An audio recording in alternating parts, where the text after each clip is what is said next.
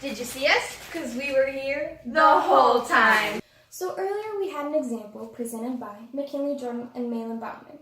You're probably wondering what that was. Well, it was an optical illusion. Many shapes and many pictures were being formed in that example, such as a rectangle, 2 solid black or white lines, or just 4 complete lines. The object that you notice first depends on your perception.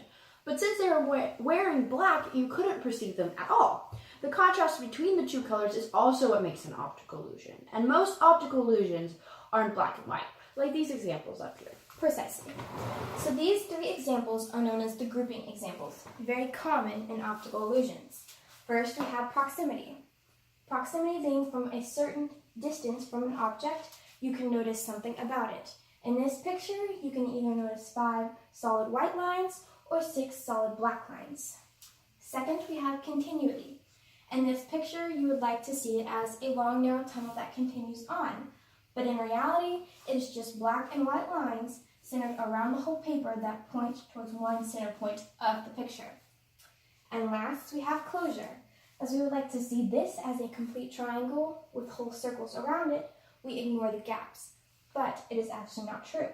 It is a gapped triangle that we would like to see as different. Another example of an optical illusion is this one right here. We have 3 men walking down the street.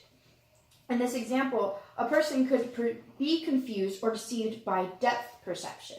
An object can be so far away, and we can estimate it. Of course, 3D objects are processed using binocular cues and monocular cues.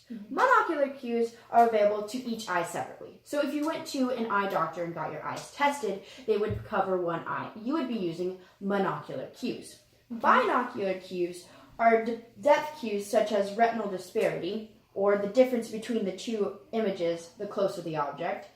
Retinal disparity is talking about your eyes. Yeah, and what you perceive. Right. That depend on the use of both eyes. So in this example, if you take away your binocular cues, which are the lines of the street, and I cover them up, you realize that these men are really the same size.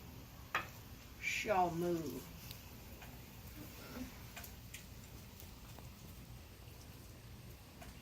Can't you hurry it up? I'm going as fast as I can. You know, back in my day, I was the best at playing chess. Why do some of these look darker in some places than others? Don't you remember anything about visual organization? Alright, so we got a video sent in recently by one of our viewers. And they were playing chess, and they were wondering what chess had to do with visual organization. Well, it goes back to the consistencies of perceiving objects. So, in this example, we have the color consistency. The colors on the square are the same color everywhere, but when you put an object over it, its shadow can make that square seem like a different color. Take the shadow away, it goes back to its original color as we see it. Actually, there are 2 consistencies, and one we've already talked about.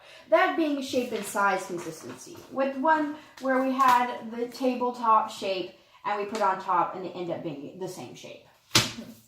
So, now that you've learned everything about visual organization, we have a very, very important question for you. This picture here, is it black and blue? Or white and gold? It's definitely white and gold. It's White black and and blue. White and You're gold. blind. Thank you for watching.